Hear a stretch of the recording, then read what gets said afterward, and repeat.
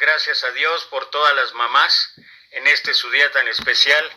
Gracias porque sin ellas no sé qué haríamos los varones, tanto hijos como hermanos como todo lo demás. Entonces vaya una felicitación especial para todas las mamis en este mundo. Bueno, no podría dejar de decir en particular por mi esposa, mis hijas, mis hermanas, mi familia, pero también de todas las mujeres en la iglesia. Gracias por su aportación, gracias por su servicio y que Dios las llene de bendiciones. Y bueno, estamos nuevamente acá en la serie que hemos titulado El discípulo imitando al maestro. Dice el Salmo 37:25, joven fui y he envejecido, y no he visto justo desamparado, ni su descendencia que mendigue pan.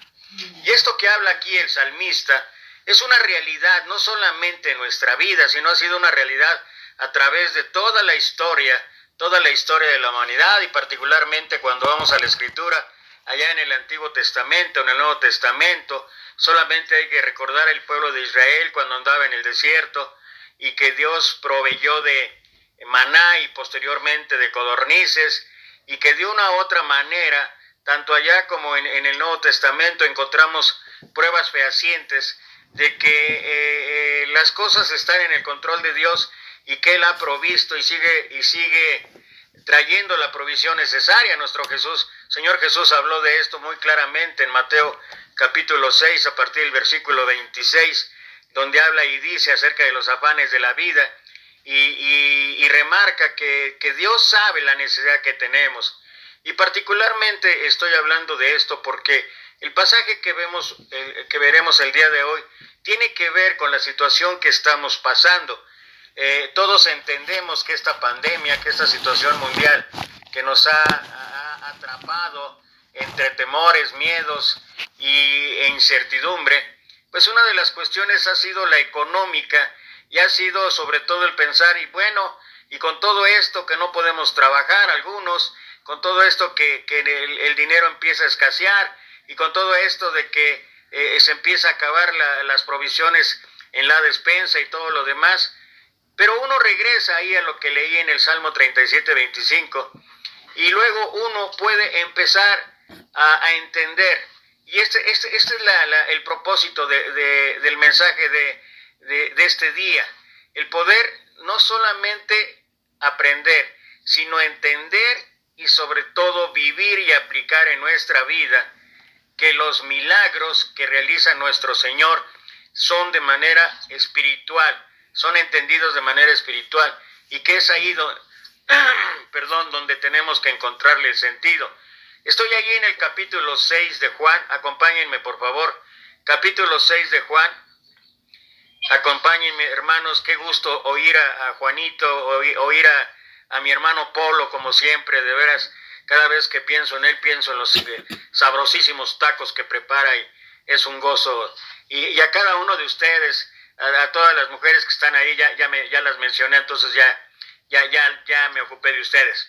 Pero bueno, el capítulo 6 de Juan dice, a partir del versículo 1, después de esto Jesús fue al otro lado del mar de Galilea, el de Tiberias, y le seguía gran multitud porque veían las señales que hacía en los enfermos. Entonces subió Jesús a un monte y se sentó allí con sus discípulos, y estaba cerca la Pascua, la fiesta de los judíos. Cuando alzó Jesús los ojos y vio que había venido a él gran multitud, dijo a Felipe, ¿de dónde compraremos pan para que éstos coman? Pero esto decía para probarle, porque él sabía lo que había de hacer. Felipe le respondió, 200 denarios de pan no bastarían para que cada uno de ellos tomase un poco. Uno de sus discípulos, Andrés, hermano de Simón Pedro, le dijo, aquí está un muchacho que tiene 5 panes de cebada y 2 pececillos, mas ¿qué es esto para tantos? Entonces Jesús dijo, haced recostar a la gente. Y había mucha hierba en aquel lugar, y se recostaron como en número de 5,000 varones. Y tomó Jesús aquellos panes, y habiendo dado gracias, los repartió entre los discípulos, y los discípulos entre los que estaban recostados a sí mismo de los recostados, a sí mismo de los presos cuando querían, y cuando se hubieron saciado, dijo a sus discípulos: recoged los pedazos que sobraron, para que no se pierda nada. Recogieron pues y llenaron 12 cestas de pedazos, que de los 5 panes de cebada sobraron a los que habían comido. Aquellos hombres entonces, viendo la señal que Jesús había hecho, dijeron: verdaderamente es el profeta que había de venir al mundo. Pero entendiendo Jesús que iban a venir para apoderarse de él y hacerle rey, volvió a retirarse al monte él solo. Y bueno, este es uno de los pasajes que se repiten en los 4 evangelios, junto con el de la resurrección, o junto con todo lo que significó el juicio de nuestro Señor. Son los 2 pasajes que se repiten tanto en Mateo, Marcos, Lucas y Juan. Y es impresionante el poder ver grandes enseñanzas que tiene este pasaje, y que tal vez esa sea la razón por la cual se repite en los 4 evangelios, a diferencia de otros pasajes en donde nada más los encontramos en algunos de los 4 evangelistas que narra el evangelio. Pero bueno, en cuanto al pasaje en sí, creo que hay cosas muy provechosas, cosas que realmente nos pueden ayudar, y sobre todo nos pueden dar el ánimo y la dirección para este tiempo difícil que estamos enfrentando. Y yo quisiera compartir con ustedes por lo menos algunas 5, 6, 7 lecciones que podemos aprender del pasaje. Y voy a tratar de irme rápido, no quiero alargar el discurso hasta la medianoche. Primera enseñanza que podemos encontrar ahí: hay gente que sigue a Dios por las razones equivocadas. Leamos versículos 1 y 2. Y le seguía gran multitud, porque veían las señales que hacían los enfermos. Por lo tanto, la reflexión para nosotros es preguntarnos, ¿por qué sigo a Jesús? ¿Cuál es mi motivación? No está mal esperar de Él un milagro, una provisión, un sustento, pero sí está mal que ese sea nuestro único propósito al acercarnos a Dios. Él no es el genio de los 3 deseos, ni el genio de la lámpara maravillosa. Jesús dijo más tarde: les aseguro que ustedes me buscan porque comieron hasta llenarse, y no porque hayan entendido las señales milagrosas. Y yo quiero hacer una reflexión más acerca de este punto, porque creo que es una de las cuestiones que tienen que ver con ser un seguidor o ser un discípulo de Jesús. Un seguidor sigue a Jesús, pero mucha gente, e incluso entre los cristianos, muchos seguimos a Jesús precisamente por eso, por las situaciones milagrosas que Él puede hacer en nuestras vidas, no por la convicción de saber que realmente Él tiene el poder, la soberanía o la autoridad. Y es constante que solamente en tiempos de aflicción, en tiempos de hambre, tanto física, material o espiritual, es cuando nos acordamos de Dios, es cuando intensificamos entonces sí nuestras peticiones. Cuando hay alguien enfermo en casa, o cuando estamos nosotros pasando por problemas serios de salud o económicos, entonces sí, vehementemente buscamos a Dios. Y Él no quiere que sea la situación así en nuestra vida, porque como decía en lo que leí, Él no es un genio de la lámpara maravillosa. Me encanta esa reflexión. Muchos piensan que es un chiste, pero no lo es. Es una reflexión. Aquel hombre que tuvo la oportunidad de acercarse a Dios, y ya estando con Él le dijo: Señor, ¿para ti qué son 20 años? Y el Señor tranquilamente le contestó: para mí 20 años es un segundo. Oh Señor, le preguntó nuevamente: ¿y para ti qué son 50 años? Y Dios le contestó: 50 años es un momento. Emocionado aquel hombre le volvió a preguntar: Señor, ¿y para ti qué es 1.000.000 de pesos? Y el Señor le dijo: 1.000.000 de pesos es un peso. Y entonces, triplemente emocionado, el hombre le dijo: Señor, préstame 1.000.000 de pesos. Y Dios le contestó: claro que sí, espérame un momento.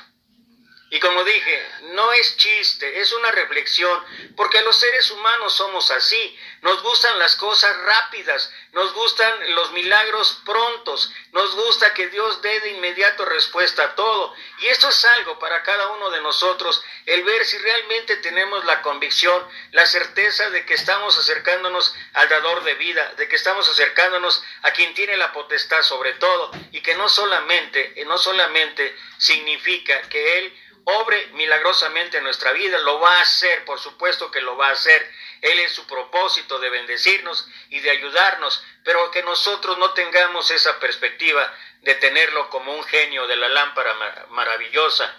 Otra enseñanza que podemos encontrar ahí es: Dios siempre nos da oportunidades para desarrollarnos. Leemos el versículo 5. Cuando alzó Jesús los ojos y vio que había venido a él gran multitud, dijo a Felipe: ¿De dónde compraremos pan para alimentar a estos? Lo que para muchos puede representar un problema es una oportunidad en las manos de Dios, es una oportunidad de crecimiento para sus hijos. Nótese que el versículo 6 declara que Jesús sabía cómo iba a solucionar el problema de la alimentación, pero hizo la pregunta a Felipe para probarlo, para ver su reacción, para observar su capacidad de resolución. Asimismo es la vida. En la vida nos presenta adversidades para madurarnos, para apoyarnos, para hacernos fuerte y desarrollar en nosotros la capacidad creativa con la que fuimos dotados. La Biblia declara en Romanos 8:28, los que aman a Dios, todas las cosas les ayudan a bien. Y es importante considerar esto. En verdad que a veces minimizamos lo que Dios puede hacer en nuestras vidas, lo que Dios puede mostrarnos, cómo a través de los talentos, las capacidades, los dones que a cada uno le ha dado, nosotros podamos desarrollar grandes cosas, grandes prodigios, grandes milagros, porque lo hacemos por el poder de Dios, el mismo Evangelio. Acuérdate lo que dice Pablo ahí en capítulo 1 de Romanos 16. No me avergüenzo del Evangelio porque es poder de Dios. O sea, cuando nosotros entendemos los propósitos que Dios tiene para nuestra vida y lo hacemos de una manera espiritual, entendiendo y discerniendo adecuadamente la lección, entonces nosotros podemos ver cómo es que Dios aprovecha cada momento, cada situación, cada circunstancia, por muy difícil que sea en nuestra vida, para ver qué capacidad de reacción, qué capacidad de imaginación, de creatividad podemos tener cada uno de nosotros. Y particularmente en este tiempo difícil, en estas circunstancias en verdad peligrosas en todos sentidos, Dios quiere que tengamos esa capacidad. Allá en Lucas capítulo 16, cuando habla acerca de la parábola del mayordomo infiel, Jesús remarca una y otra vez al final de esa enseñanza que aquel siervo no le estaba alabando de actuar en forma incorrecta. Lo que Jesús resaltó fue que aquel hombre había actuado de manera sagaz. Y luego él dice: así quisiera yo que los hijos de luz fueran sagaces para poder llevar el mensaje de salvación a todo el mundo. Y para hacer esto, obviamente se necesita creatividad, se necesita imaginación y se necesita estar convencido de lo que Pablo dice en 2 Corintios 4:7, porque tenemos este tesoro en vasos de barro, para que la excelencia del poder sea de Dios y no de nosotros, que podamos realmente aprovechar cualquier oportunidad. Tercera lección: hay cosas que no se resuelven en lo natural, sino en lo espiritual. Y esto es particularmente importante para aquellos que somos cristianos, para aquellos que queremos ser discípulos y queremos imitar al Maestro. Cosas que no se resuelven en lo natural, sino incluso en lo sobrenatural. Leamos el verso 7. Felipe le respondió: 200 denarios de pan no bastarían para que cada uno de ellos tomase un poco. Vemos una respuesta acertada aquí, al menos desde el punto de vista de la lógica.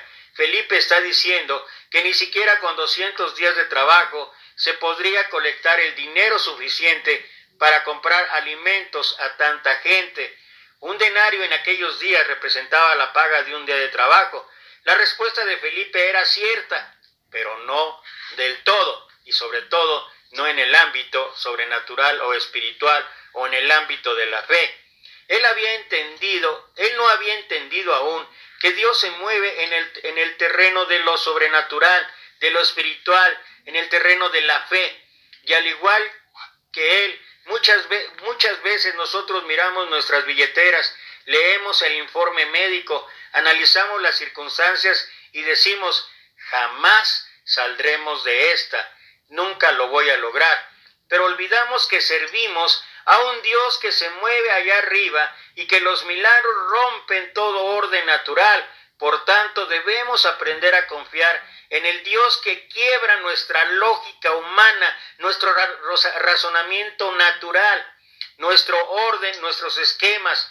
Dios mismo declara, mis caminos son más altos que tus caminos. Y creo que esa es una de las cuestiones que nosotros debamos estar continuamente aplicando en nuestra vida. Pablo ahí en Efesios capítulo 1, versículos 18 y 19, ruega a Dios en su oración que alumbre el entendimiento de cada uno de nosotros para que comprobemos cuál es el poder que tiene Dios. Y yo creo que a veces, de manera hasta descuidada, hablamos y decimos, lo que es imposible para los hombres es posible para Dios. Eso es lo que dice la Escritura y eso es lo que nosotros repetimos una y otra vez. Pero ya en la práctica hay ocasiones en que las barreras, que las murallas, que los gigantes son tan fuertes, son tan inamovibles, que nos desaniman, nos desilusionan y nos hacen dudar de que Dios esté actuando.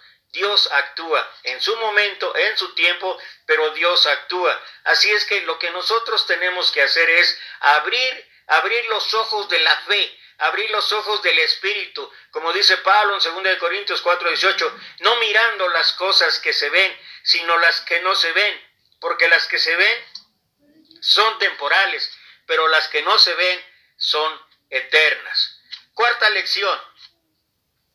No permitas que tus pensamientos dudosos se materialicen en palabras desmotivadoras. Leamos los versículos 8 y 9. Uno de sus discípulos, Andrés, hermano de Simón Pedro, le dijo, aquí está un muchacho que tiene 5 panes de cebada y 2 pececillos. ¿Mas qué es esto para tantos? Aparece en escena Andrés, uno de los 4 discípulos íntimos del maestro, y a diferencia de Felipe, que era todo matemático, él era más arrojado,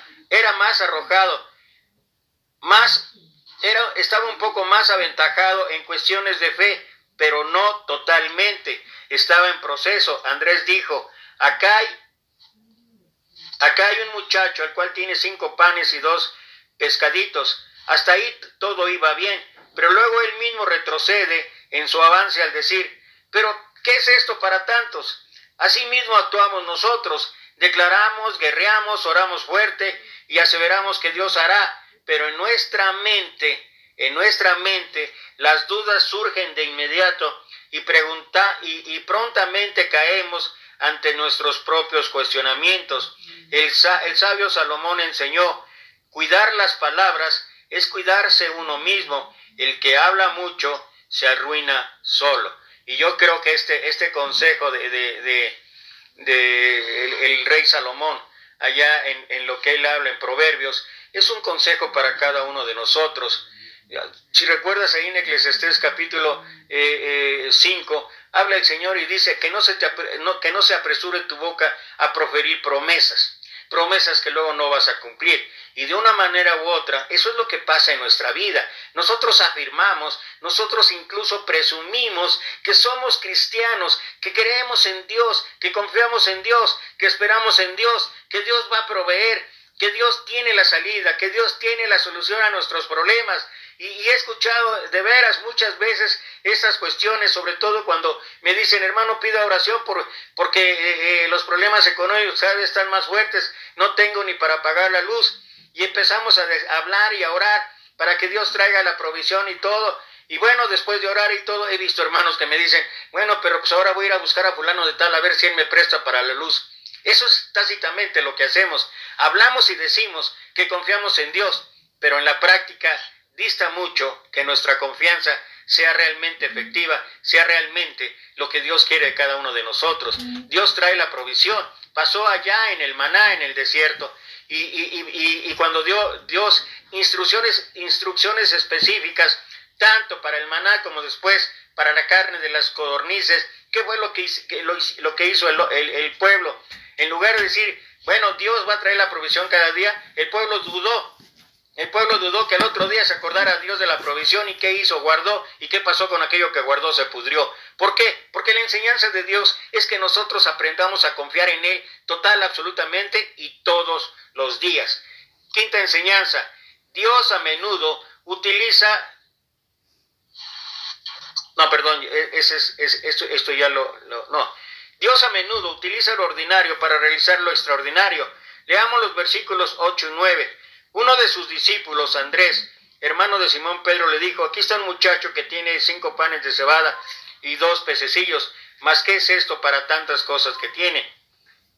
El escritor bíblico hace énfasis en 2 cosas aquí. El personaje central de este milagro es apenas un muchachito. En otras versiones de la Biblia se menciona que era un niño. Y lo segundo en observar era que este niño tenía en su poder 5 pescaditos, no pescados, sino ejemplares muy pequeños y 2 panes, pero no cualquier tipo de pan, sino pan de cebada, que era el alimento de los pobres. ¿Por qué el escritor sagrado nos da estos detalles? Muy sencillo, porque quería enseñarnos que el Dios del universo utiliza lo pequeño, lo simple, lo humilde, la poca cosa para hacer grandes cosas. Este proceder lo vemos a lo largo y ancho de toda la Biblia. Por tanto, no te avergüences de lo que tienes en tu mano. Dios quiere utilizarlo para hacer un portento, ya sea que tengas una habilidad, una destreza, un capital, un trabajo humilde. No pienses que eso es poco. Para Dios es más que suficiente para utilizarlo y bendecir tu vida y la de muchos. En Éxodo encontramos una enseñanza maravillosa. Entonces Dios le preguntó, ¿qué tienes en tu mano? Y contestó Moisés, una vara. ¿Y te acuerdas? ¿Te acuerdas qué fue todo lo que hizo Dios usando a Moisés a través de la vara? Desde el mismo momento en que se paró frente a la presencia del faraón, hasta cuando sucedió aquella maravillosa situación, aquel maravilloso milagro de abrir las aguas del Mar Rojo, ¿con qué lo llevó a cabo? Con la vara. Y es solamente un ejemplo de lo que Dios puede hacer con cada uno de nosotros, por mínimo, por los estudios, por la condición económica, moral, incluso espiritual o de conocimiento que tengas. Siempre cada uno de nosotros pues vamos a ser grandes instrumentos en las manos de Dios.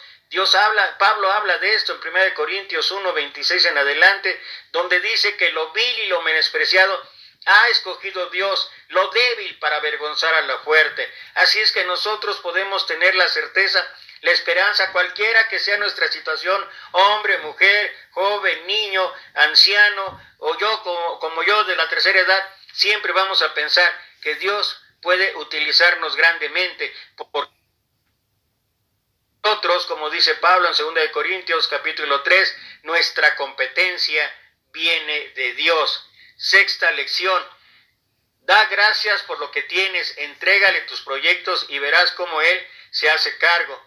En el versículo 11 leemos, y tomó Jesús aquellos panes, y habiendo dado gracia los repartió entre los discípulos, y los discípulos entre los que estaban recostados. Asimismo, de los peces cuanto querían. El accionar de Jesús aquí es maravilloso. Él no refunfuñó por los pocos peces o los panes, en cambio, dio gracias por ello. El agradecer de Jesús aquí implica 3 cosas: acción de contentamiento, acción de entregar a Dios nuestras cargas, proyectos, peticiones, capacidades, y 3, acción de esperar en Dios. Y eso mismo debemos hacer nosotros, agradecer por cada bendición, por más pequeña que ésta sea, y encomendarle a Él nuestros proyectos, metas, tareas, jornadas diarias y también nuestras peticiones. Entonces y luego entonces veremos el obrar del Señor a nuestro favor. Nuevamente Salomón nos enseña: deja en manos de Dios todo lo que haces y tus proyectos se harán realidad. Proverbios capítulo 16, versículo 3. Y en verdad que estas tres cosas, la acción de contentamiento, la acción de entregar a Dios todas nuestras cargas. Acuérdate, 1 Pedro 5:7 dice: echando nuestra ansiedad sobre Él, porque Él tiene cuidado de nosotros. Incluso Mateo 11:28, uno de los pasajes más bellos, cuando Jesús habla y dice: venid a mí los que estáis trabajados y cargados, que yo os haré descansar. Nuestras cargas pueden ser llevadas a Dios. Por nada estáis afanosos, sino sean conocidas vuestras peticiones delante de Dios en toda oración y ruego, con acción de gracias.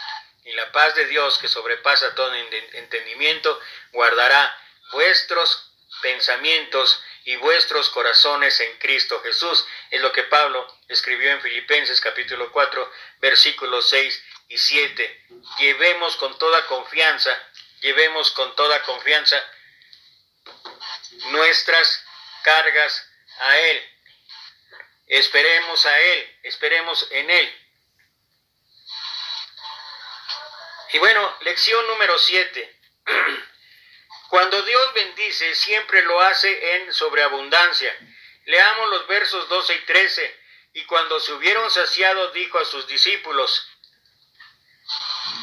recoged los pedazos que sobraron para que no se pierda nada. Recogieron pues y llenaron 2 cestas de pedazos que de los 5 panes de cebada sobraron a los que habían comido. La Biblia también enseña que Dios no es tacaño con sus bendiciones, es dadivoso, generoso y recompensador de los suyos. La Biblia también enseña que cuando Dios bendice lo hace a lo grande, no se anda con pequeñeces. Él derrama sus bondades de manera exagerada y recuerda esto: cuando Dios decide bendecirte, no hay nadie que pueda impedirlo. Jesús mismo declaró: yo he venido para que tengan vida y que la tengan en abundancia. Y bueno, yo creo que son algunas de las lecciones que podemos aprender de este pasaje, en donde el Señor lo que nos muestra es que un discípulo tiene que aprender, tiene que entender, tiene que razonar y tiene que vivir que muchas de las cosas que ocurren en nuestra vida hay que discernirlas de manera espiritual, para que entonces sea la acción de manera milagrosa en forma natural o física. Cuando nosotros ponemos toda nuestra confianza en Él, es seguro que Él va a responder de la mejor manera. Y este ejemplo de la alimentación de los 5,000 es uno de los muchos ejemplos que Dios tiene en la palabra, para darnos cuenta que en una u otra manera, como empecé leyendo el Salmo 37:25, joven fui y he envejecido y no he visto justo desamparado, ni a su hijo que les falte el pan. Hay un viejo adagio que dice así: si quieres que Dios te hable mucho, entonces lee la Biblia mucho. Hoy hemos visto 7 consejos poderosos, los cuales nos haría muy bien de poner en práctica. Vuelve a leer este pasaje en tu casa y permítele al Espíritu Santo que te susurre al oído aquellas verdades que no hemos visto hoy. Estoy seguro que Dios tiene para ti, para tu vida, mucho más que 5 panes y 2 peces que pueden cambiar totalmente tu vida. Dios quiere bendecirnos. Dios se complace de verdad en bendecirnos grandemente, pero quiere que nosotros aprendamos a confiar en Él. Quiere que nosotros aprendamos a ver que la fe así es. La fe no se puede ver, pero se siente. Y para vivir en fe, uno tiene que aprender a discernir las cosas de manera espiritual. Un discípulo de Cristo aprende, practica, enseña de manera espiritual para que el poder de Dios obre en lo físico y en lo natural. Esa será mi oración permanente. Gracias por darme la oportunidad de compartir este mensaje, y lo único que te digo es que Dios siga bendiciendo grandemente tu vida.